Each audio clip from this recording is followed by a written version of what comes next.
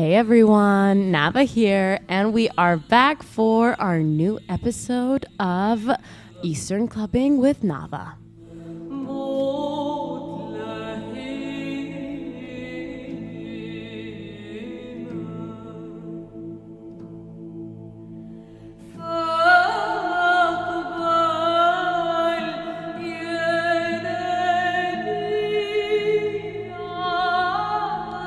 So, in this episode, we're going to focus on La Fuanda, and you know that, as always, I am a Persian DJ and singer, and this program is about shedding light and getting to know all these various artists from the Middle East and the Levant area that are really killing it in the game recently. So, stay tuned for this episode.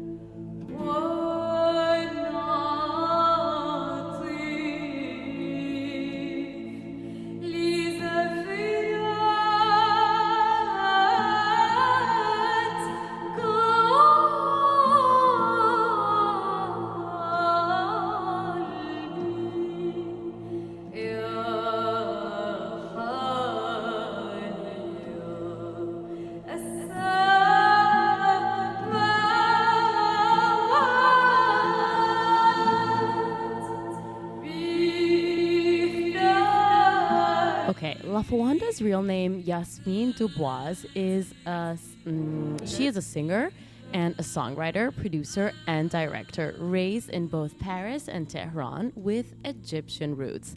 And that's one of the reasons I'm super excited about this one, because having Persian roots is also my thing. So I would love to have you guys get to know her a little bit more.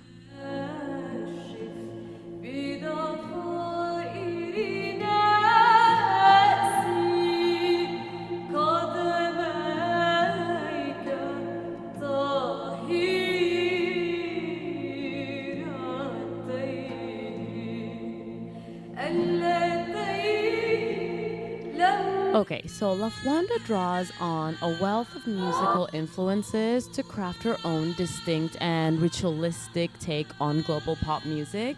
And I think already from her Rinse FM set that we're listening to right now, you can hear the whole concept of ritualistic and very distinct taste in music that she has, and how she views global pop as a whole aspect on its own, in my opinion.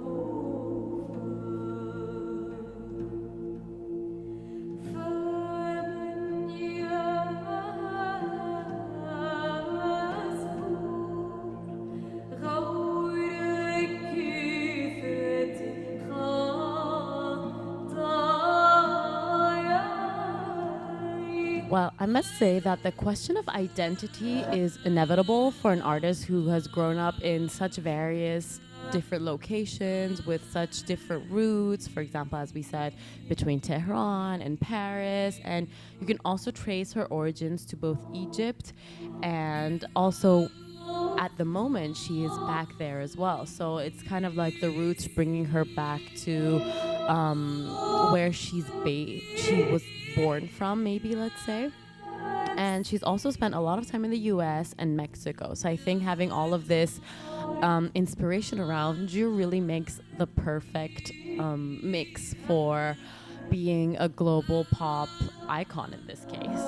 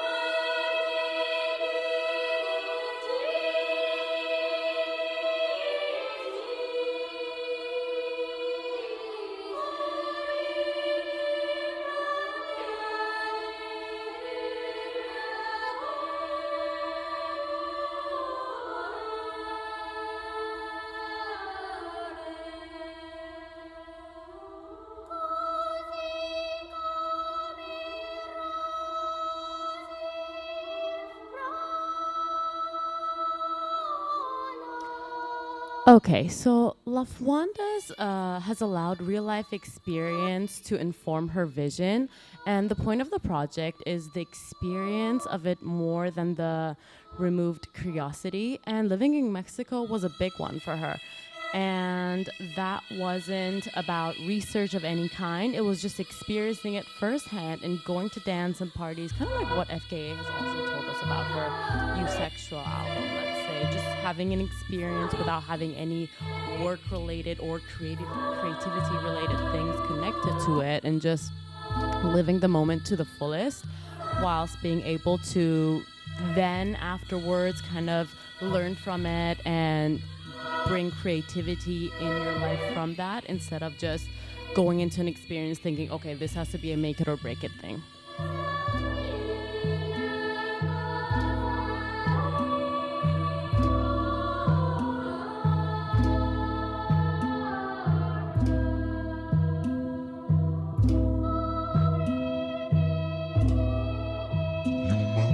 She refuses simplified and marketable narratives of identifying a person just through maybe their roots. And I love that, because being from such diverse kind of locations, it's also kind of like what Lillian Schlela said about not really making it about only your origin or where you come from, but also what you have to say apart from that, and just not putting artists in a box. And she is really tuned into storytelling and myth making with a contemporary edge, and I think that is super interesting, because myth making is where the magic happens. So I think that is one of the things that you should definitely focus on when you're trying to make your tracks. Just especially with Lafwanda, she is actually a world creator, similar to Azuti Walin, just creating a whole universe around the sound, and not just a track for the sake of it being just a track.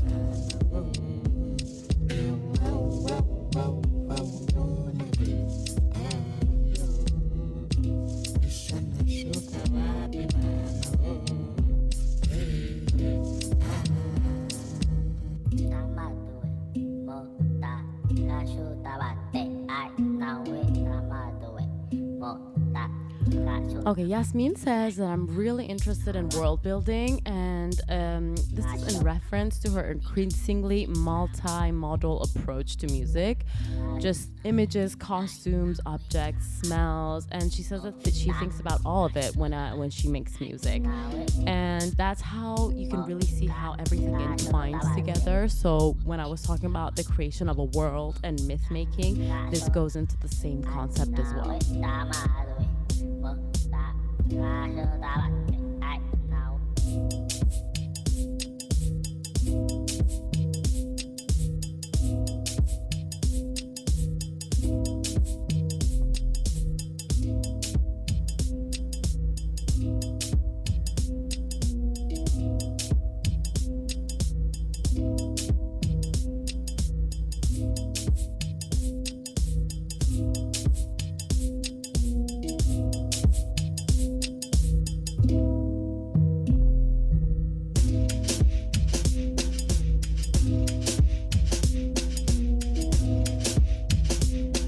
Okay, now it's the moment to talk about the music and how it all actually began. So, to record her debut self-titled EP, Lafwanda locked herself away in a studio on the Franco-Caribbean Guadalupe Islands with Jean-Claude Baccarat, a legendary producer and pioneer of the local zouk genre, where she worked intensively towards cross-pollinating her sound. So she's always been interested in just this myth-making that we've said, basically going all the way to Guadalupe, working with local producers, being from all these various roots herself. And I really love how that is part of her being an unconventional global pop artist, literally all over the globe, if you think about it.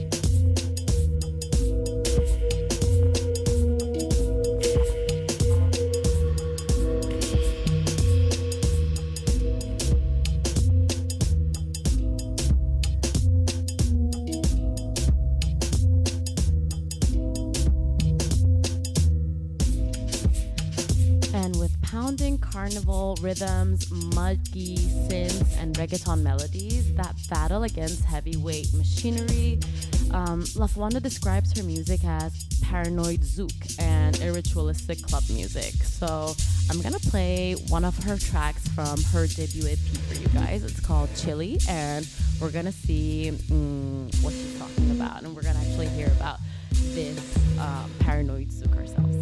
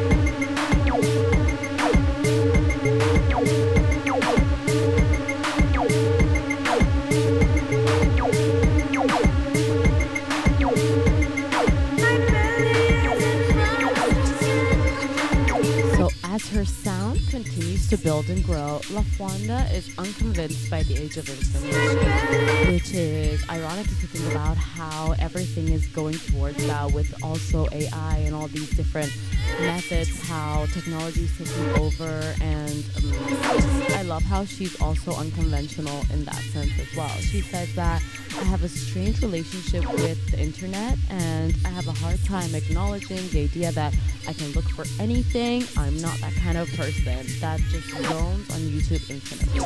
It creates anxiety, and it's just too many options. It makes me a very analog person, and I love that about her, because also I love how in this era analog is considered something to keep safe, and she's already had this vision back in the day, actually, because she has started at least 10 years ago, I'd say. So it has been quite a journey.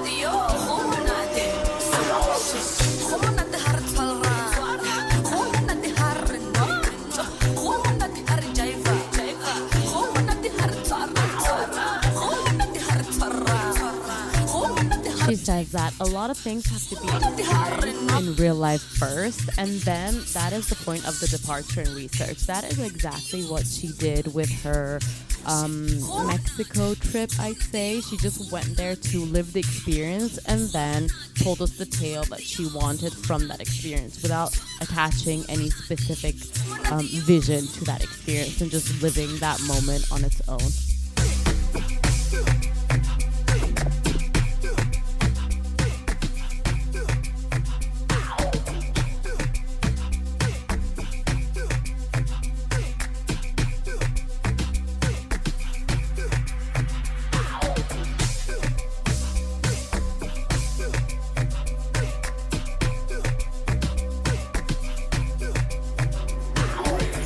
Okay, this brings us to Ancestor Boy in 2019. As I was saying, she's been around for a very long time, and I love how she had this vision already in 2019 about how she's very analog and internet is kind of overwhelming for her at that moment.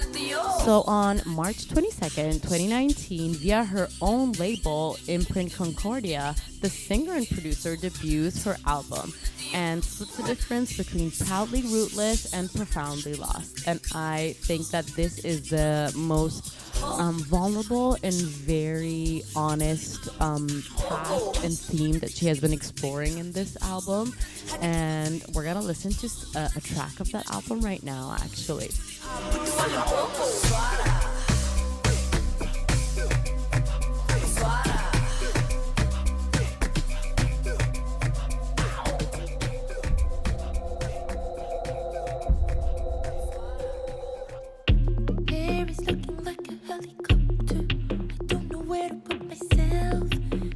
Go hide in the corner. Should I leave? I'm not sure how to behave. I like to touch you. This is called Uniform. You look so shaken, and I can get why you think I'm out of place.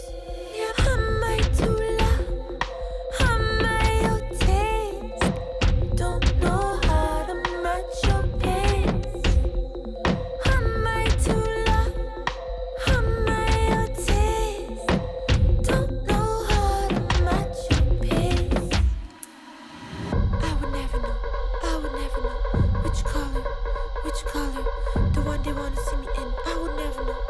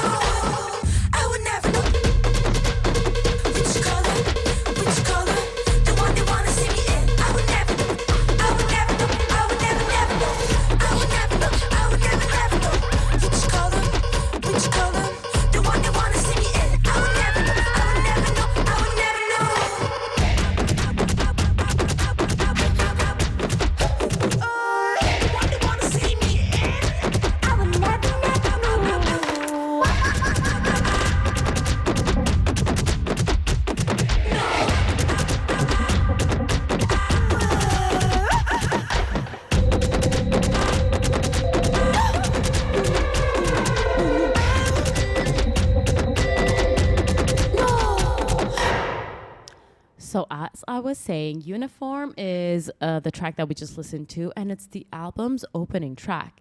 And it's a vague statement making her storytelling cryptic. Uniform is a case in point. The song starts slowly with minimal beats, as you guys heard, and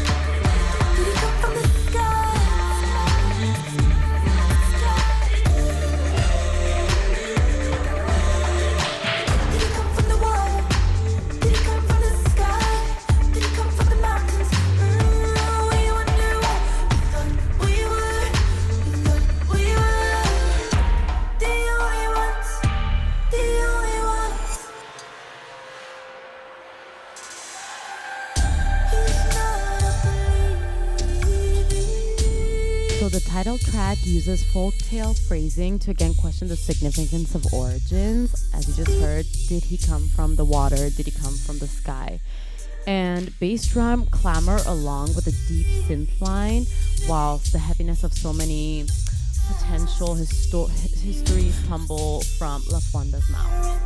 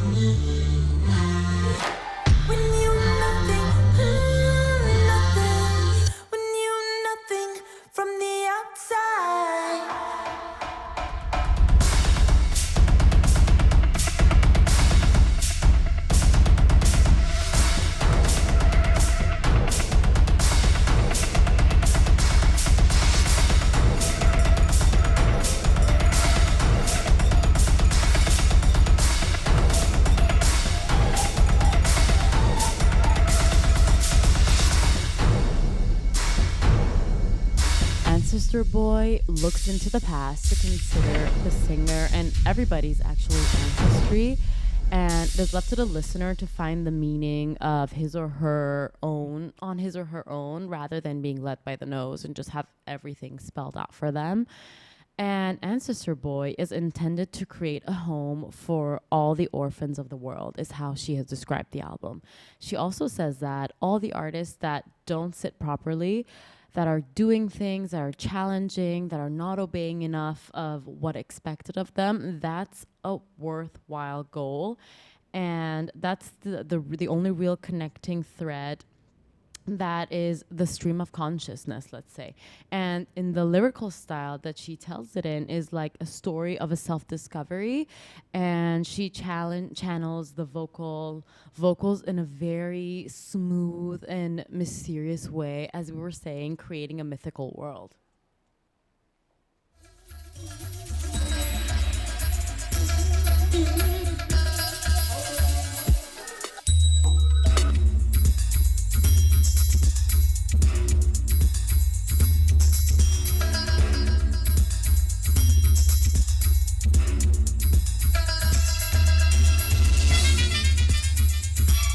So to talk about how she has produced the album, she says that the drums always come first, and I think that is very interesting to hear because there's so many different drums going on in each track. They start somewhere and then they just grow and lead you completely to a different direction with different rhythms. So I really am curious to see how all over the place in rhythmic section. And then she says that the rhythms connect with the most physical part of our brain, being in activation. A driving force behind this sound is the close working relationship between the artist and her longtime producer and partner, Aaron David Ross, aka ADR.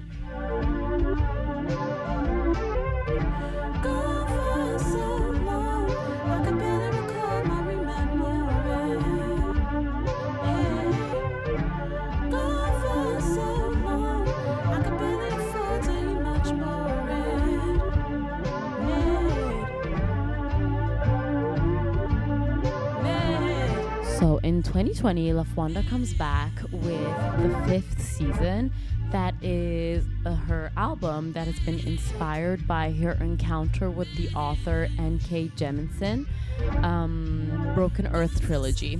That's the book that's he wrote. And La Fonda both pays homage to an extent further to the elemental, emotionally charged myths of Jemisin's books. And there are stories where a broken heart can tear apart a continent. So we can always see that even though there are various projects, the facts of roots and your continent and your place of birth and when you're located are very important aspects to the artist.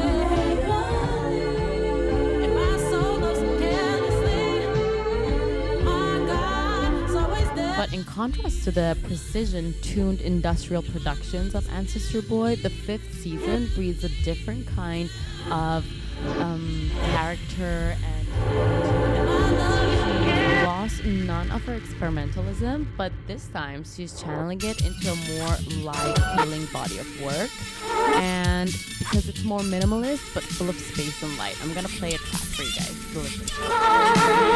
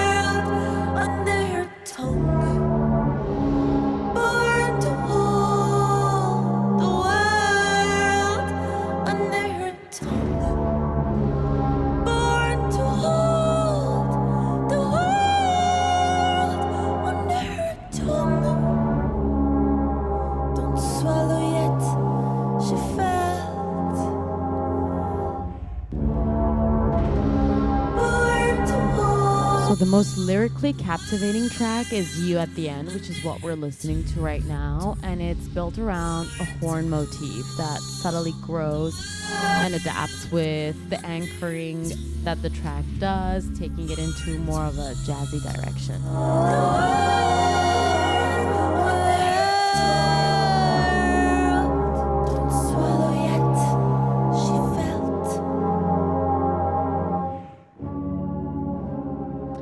When she belts Born to Hold the World under her tongue, it's delivered with such emotion that it's actually difficult to believe that these aren't her words and that she has written them, that the author has written them, and she has just taken them and is singing them and expressing them in such a realistic and really heartfelt way.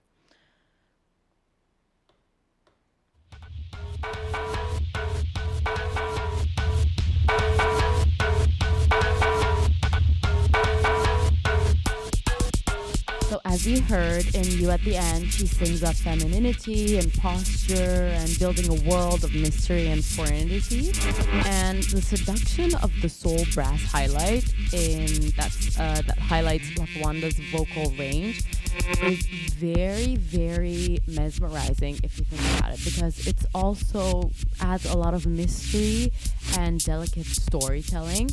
And the magnitude of her voice really hones in on a lyrical focal point of the album when she says born to hold the world under her tongue. That is really, I don't know, she says the same lyric a couple of times, but the range and together with the horn and the brass, it's really kind of like the ritualistic concept that we were talking about at the beginning of the show.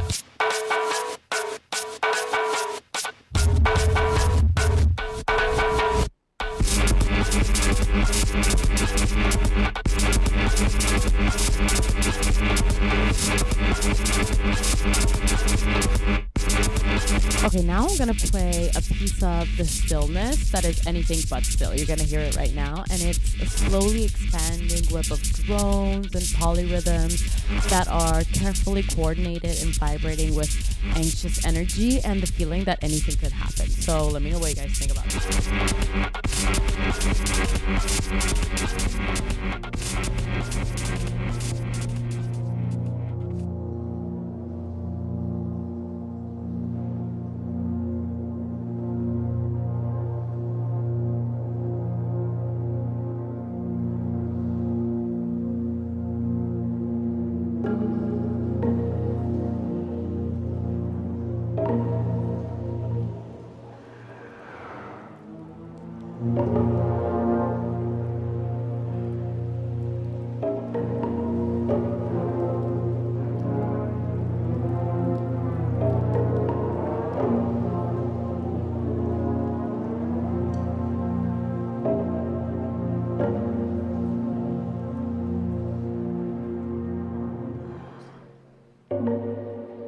She has added this 8-minute interlude to highlight her elaborate ability to build enigmatic worlds.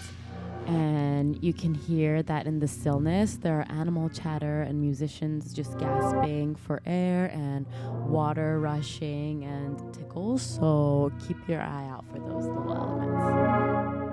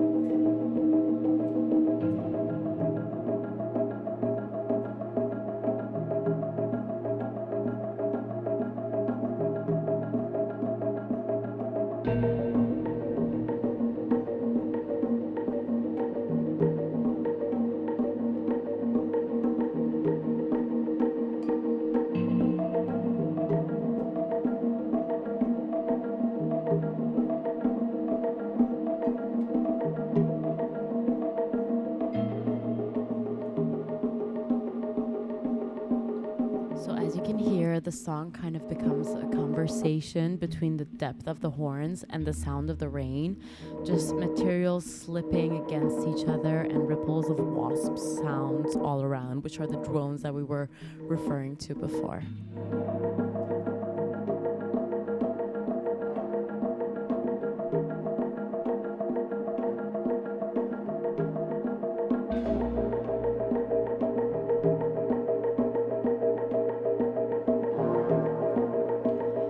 and it's quite one of the most mesmerizing songs, thinking of it as an 8-minute track. And it's actually mesmerizing the way that she explores versatility of percussions and momentum and movement, and how everything kind of is in a kind of ritualistic dance.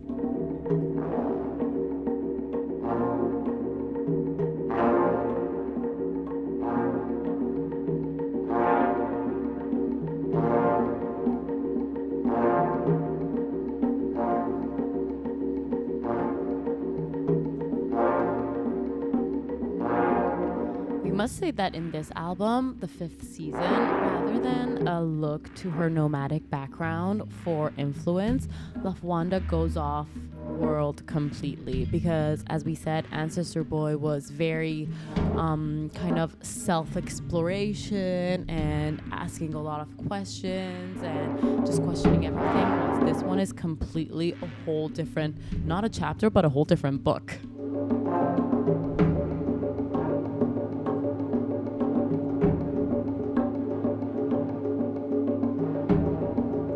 You can also see that there's no recognizable song structure, which is more opting instead for a surreal cinematic track, and that is part of how she creates these worlds, as we said at the beginning, through smells, through music, through length, through outfits and costumes. That's all the world that she creates around herself as an artist.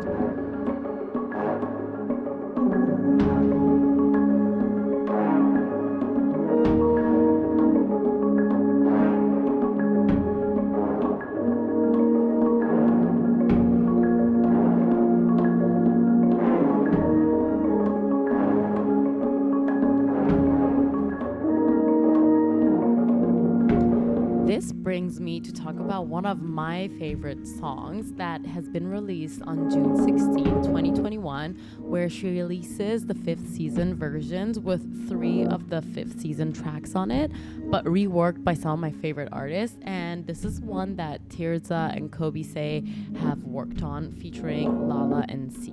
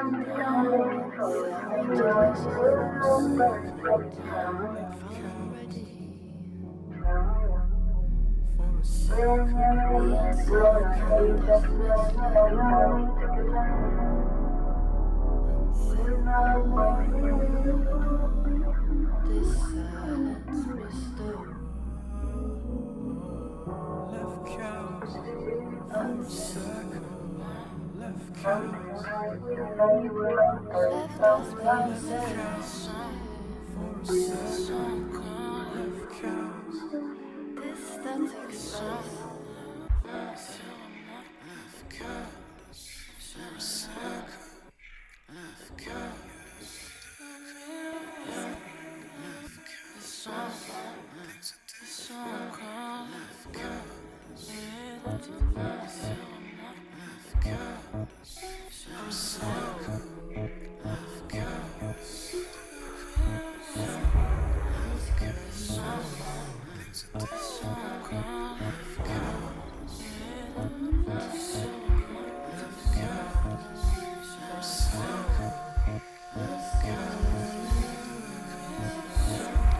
Okay, so let me talk to you guys about La Fuanda today. So La Fuanda chose to leave behind a critically acclaimed and successful career in pursuit of self-discovery, which, if you think about it, it's kind of what she's been doing all along through her music as La Fuanda as well, and a deeper sense of identity and alignment with her karmic callings. The pivotal shift in Yasmin's 15-year music career wasn't the result of careful strategy. It's the accumulation of years spent searching, tracing, and back her roots and ambitions and artistic evolution. She says, "It felt like shedding a skin. I had outgrown certain things, especially with everything that's happened in my personal life. I wanted the music to exist more in the light." And that is how she basically created her new persona. And there was an aura around La Fuanda, something more mysterious and unhearted and unearthly, though it was never my intention, she says. "I just wanted to be more in the sun. I've wanted to do this for years, but was always advised against it. And people are always afraid to change and always afraid of change. And a lot of what was attached to La Fuanda's project doesn't fit this new phase of my life anymore, and personally and musically." So now I'm gonna play the last track as her new project, Cairo Cookie, and you guys can see how this is completely La Fuanda, actually completely Yasmin at this point, because it is constantly innovative, new, and very, very inspiring.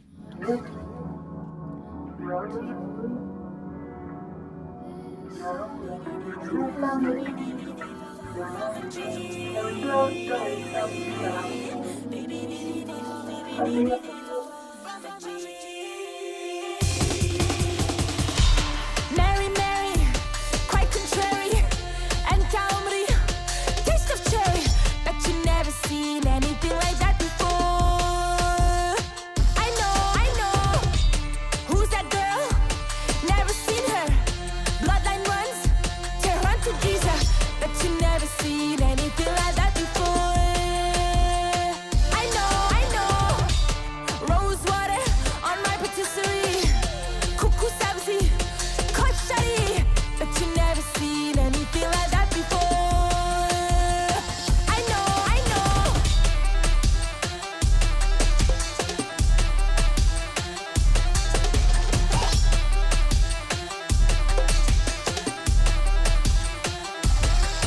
I'm rare, baby. There's only one of me. So rare, baby. Real rare, baby. There's only one of me. Real rare, baby. I know.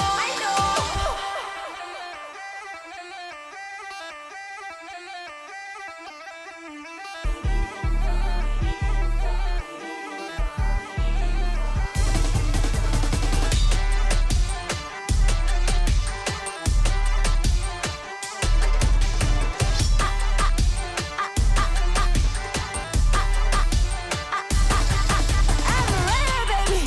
There's only one of me. So rare, baby. I know. I'm rare, baby.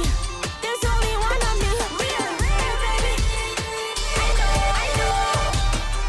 Real rare, baby. You never met that combo. I know. Real rare, baby.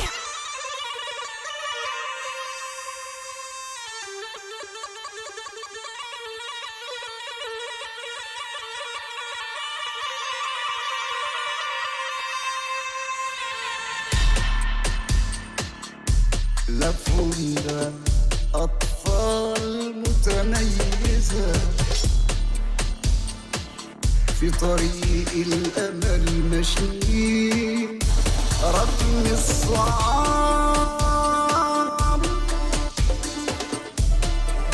رغم كل الصعاب لحلمهم عايشين.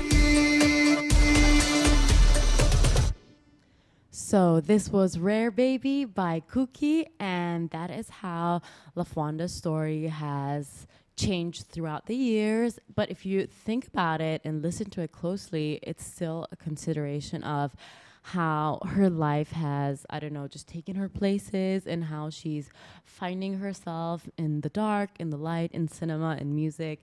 And that really is what makes her a versatile artist, and how she has all these different personalities and just shape-shifting characters to her artistic craft. And this episode was based on La Fuanda, also known as Yasmin Dubois. I'll see you guys next time. Bye.